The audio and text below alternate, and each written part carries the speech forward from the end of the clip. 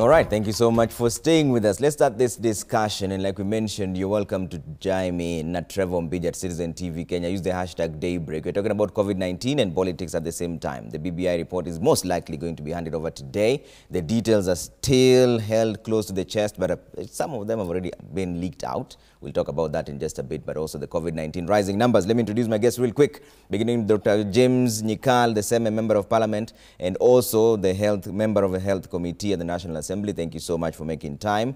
Senator Sylvia Kasanga is also with us. She's the Senate Ad Hoc Committee Chair on COVID-19. Thank you so much for making time. Steve Ogola is also with us, an advocate of the High Court. Thank you so much for making time for us. And John Kagusha is joining us live from Nyeri. He's the Nyeri County Assembly Speaker. Thank you so much for making time. And Senator Kasanga, I'll start with you. Your term is almost coming to an end, especially the Senate Ad Hoc Committee on COVID-19. It should be end of this month, if I'm not wrong. What is the state of the probe so far? Thank you so much, Trevor. Thank you for having me once again. I really appreciate these opportunities to speak to Kenyans and tell them what our committee is doing. And you're right, we are coming to an end. In fact, this month, all we are doing is now preparing a report where we shall hand over all our tasks to the standing committees of the House so that they can pick up from where we left. So the probe as well will continue with the Committee on Health. They will continue with the probe. But as far as we have gone, things are still moving on, but very slowly. At least I can tell you it's a bit frustrating because as we wait for more information from the Auditor General, that we are not sure even when it is going to come. She's yet to write to us and tell us when the audits from the counties are going to come. And, you know, I don't know if you've been following some of our conversations, especially with the County Assembly Forum. We had a meeting with the County Assembly Forum the other day where they told us that they were not able to oversight funds for COVID, both from the supplementary budgets that were passed by the counties that passed them, as well as the funds that went to the from the national government to the counties. They were not able to oversight that. So we are all waiting for the Auditor General's report on this issue, which I can tell you without a doubt is going to be received by the Committee on Health and Finance in the House. Then they can tell us, you know, they'll analyze them and then bring out the information to Kenyans to know how their various counties have performed. At the national level, I can tell you that is still going on. The Joint Committee on Ad Hoc, the Ad Hoc Committee on Health and the Health Committee, our joint sittings are still proceeding. We've been able to hear a lot from the various organizations, you know, the PPRA, that is the public procurement. We've had a lot from them. We had a meeting with them last time. And now we are able to, I think from this week onwards, we shall be receiving reports from the companies that we had highlighted that we wanted to hear from them in their participation in the tender process. So we shall be getting those reports in the course of this week, which we shall analyze. And where we are not satisfied, we shall then summon the companies to come and appear before us and explain a few things here and there. So Trevor, that is still ongoing. Yeah. A bit slow. It's a bit frustrating, but we are getting somewhere. Okay. Thank you. Dr. Nyikal, as the member of the Health Committee, are you concerned when Senator says that this is perplexingly slow and frustrating, the process of probe? Yes, it is slow. Can you hear me? Yes, you're very clear. Yes, I'll agree it is slow, but probably on our side we moved a little faster. We were able to visit the counties. We were able to talk to the ministry. We were able to talk to the KEMSA that has a lot to do with the process. We were able to visit some the county facilities and see what they received and how they've used the money, and also how they have been oversighted. What really comes out, we have a report. That report is already in the House. It's been presented to the Assembly, but it has not been discussed. But I'll make a quick summary that what comes out is actually the use of the money that was put aside for COVID, particularly in the areas of procurement. We were not satisfied at all with the process of procurement. All the process of procurement seemed not to have been followed, and we did get the information we had indicated that there was involvement of the ministry in the procurement. We didn't think that the nexus between the board and the executive and the ministry worked perfectly. The board seems not to have been involved in a lot of these processes, making it, in our view, almost negligent. So we have a report. It will be discussed in the Assembly. We also are aware that there's the audit report that is coming. We haven't received that, and I think that on that aspect, it is definitely slow. But definitely, we are not, as a committee, are not happy with how the COVID funds were used. We are not happy with how the procurement was done. We are not happy with how the supplies, particularly from KEMSA, to the facilities at the county level were done. Okay. Let's go to John Kagusha, the Nyeri County Assembly Speaker. How come County Assemblies Forum has been unable to keep track of the expenditure? I know most of the county assemblies were not able to keep track. Actually, a lot of them did not even get to know when money was received in their counties. But in Nyeri County, we were a bit more creative, and we have been, because right from the word go, we did come up with the COVID-19 and other highly infectious diseases Act of 2020, which I dare say is probably the only act that has been passed in the country today, which addresses the issues of COVID-19. And this, we addressed it for Nyeri County. And, it gave quite a bit of powers to the governor to intervene, and also to the public health officers, to intervene, and gave quite a bit of powers to them. Now, and it was, it had far-reaching proposals. Of course, the executive, as it were, at the national level, were not very quick to implement. Until today, we still wait for the implementation of this particular act. Again, we also followed keenly on when money was received. For example, like we know here in the county, after we gave the government, the county government executive 30 million from the county assembly for use, for intervention in COVID-19, we also received another 124 million Kenya shillings from the national government. That was end of June. And when we got the wind, because I can only say it was the wind of it, that money had been received, we were able to follow up on cases of how the cases were being handled in the hospitals. And when we realized there were challenges, and when we also realized that the money was not being absorbed as fast as we wanted, we did come up with an ad hoc committee. And I want to say this probably was the most creative way to handle this. And this kind of mirrored what was in the Senate, but I was given the task of leading this committee as a chair, the ad hoc committee. And we came up with a report, which we did discuss here even on this show and in other areas. And I'm happy because even AMREF did take it very seriously, and other organizations did take it very seriously, and even government organizations. Yeah. And one of the things we were highlighting was the use of money, because we just summoned the CEC Health and the department. And when you look at how they wanted to implement the projects related with COVID-19, we were a bit disturbed, because we realized that the investment was going to be on more recurrent issues than fixing the problems that we have in our health system, which would help us to handle the COVID-19 cases and even other diseases after COVID is gone. Now, we did come up with that report, which we have been implementing. It had the 15-point recommendations. We have seen a number of these recommendations implemented already. Yeah. And then what we did, probably unlike the Senate, whereby the Senate has gone on with the whole report from the ad hoc committee in terms of investigations, we did take a number of issues that related to the standing committees, and we give to the standing committees to go ahead now and interrogate further.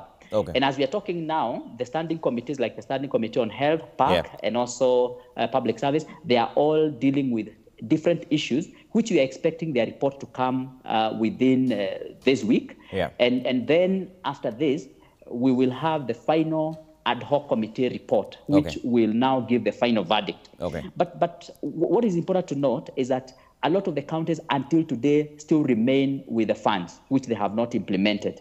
I know even in some of the counties, the money were used to actually pay salaries when salaries delayed. But you see, that could only be used for 1 month, because, again, the money was not so much to pay salaries for long. So we still have the COVID-19 programs not implemented in most of the counties. We are barely scratching the surface, because in most of the counties, we have not even implemented 10% of these funds and absorbed the funds. Okay. So we have a challenge in that.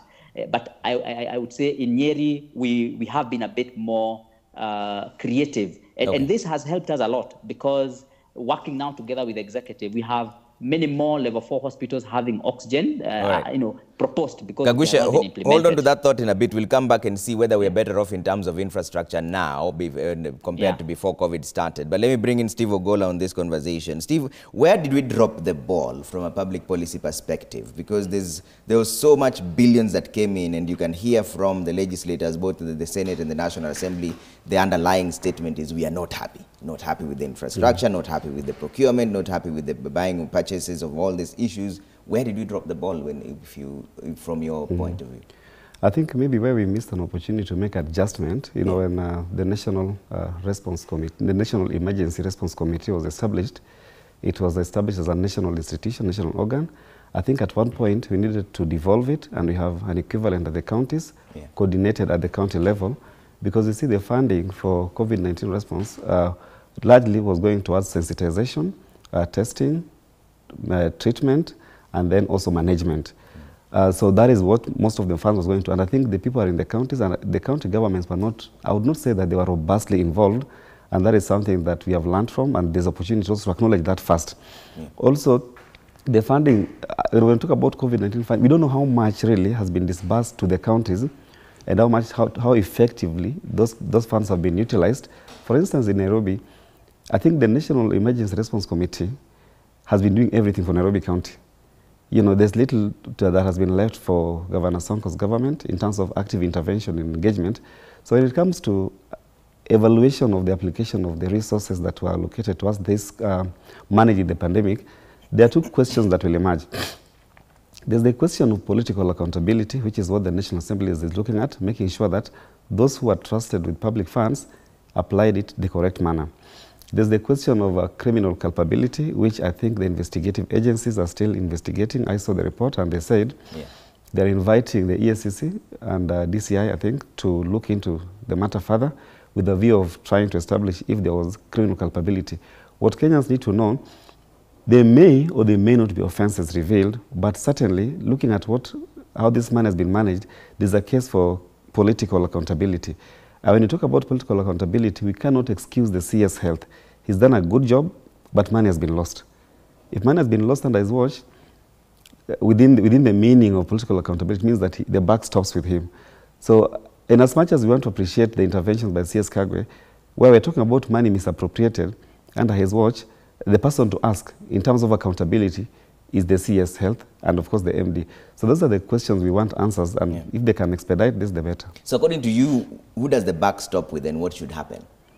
Politically, the buck stops with the CS, because otherwise, you know, Parliament can only make a recommendation that further investigations be done. The investigation being done by Parliament will take the format of the previous scandals, the maize scandal, the sugar scandal, and so on and so forth, where they're basically investigating to see who dropped the guard somewhere. And now that is the person that should be marked for political accountability. For criminal culpability, the ESCC, DCI don't have to wait until Parliament has their report ready. I think they're already investigating this matter. So I think if there's going to be action, I would say the buck should stop with the CS. First. Then it comes down. Yes. Okay. For political accountability. Then for criminal responsibility, it could stop with the CS or any other person. Although in terms of charging people, I don't see the CS getting charged in court, because when you want to charge people with the offense of corruption, it has to be the people that the law has mandated to apply those, to receive and apply the funds. So if someone was to be charged, it most likely won't be the CS. But if someone is to be fired, it will be the CS. Because I think the distinction, sometimes we miss it. The CS, for money lost, honestly must take responsibility. He did a great job, and I think Kenya was celebrated, but also Kenya lost money. And if Kenya lost money, the person to answer to that is the CS. Okay. Let's bring in Sylvia Kasanga on this. Sylvia, you know, I've been wondering, from the report that you have so far, what are the most perplexing findings that you've seen, and who do you think should the buck stop with, based on what you found on the ground? All right, thanks. Thank you so much, Trevor. First, just to weigh in on that question that you had asked previously, the gap. One of the things I believe is a gap is that the national response team, as well as the county government response teams, did not incorporate legislators And legislators are also representatives of the people. So we've been chasing after them. After the decisions they make, we chase after them to understand them.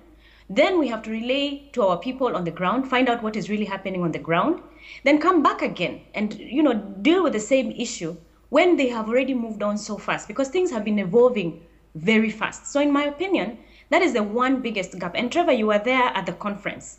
And at the conference, you saw government at national level and you saw government at county level giving themselves, sort of rating themselves, which is, big gap there. They needed to have incorporated legislators who are representatives of the people for such, COVID is so unusual. And we needed this kind of cooperation to be able to move things, together and at tandem. And I believe that is one of the biggest challenges we've had. Secondly, of course, the fact that oversighting has been a challenge. Because of COVID, of course, itself, we've not been able to move around. Senate is not well funded at all. In fact, half or 3/4 of the reason why we are now ending our mandate a little earlier than we would have wanted to is because of funding. So we are not funded to oversight properly. And what the County Assembly Forum also reported to us is that they, of course, were also challenged when it came to the issue of oversighting. But then again, the governors took advantage of that issue.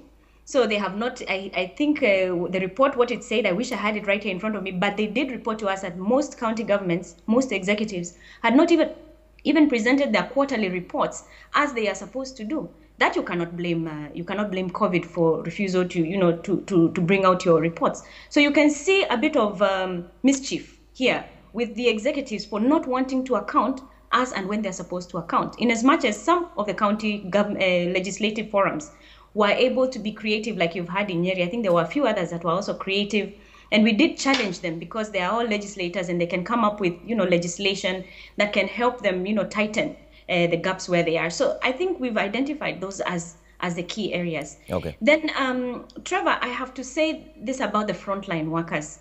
And they have really cried a lot. And Trevor, you have been excellent here at Citizen by highlighting their plight, because I've listened to some of your programs and the people who you bring here. And the other day you were talking to the doctors. The county governments, when it comes to support of our frontline workers, not enough is being done. And we've had now severally that there's still some money they have not expended. They have probably, diverted money that was for COVID to other projects. But the problem of not incentivizing our frontline workers is a big problem. We've seen it at national level and we've seen it at county level.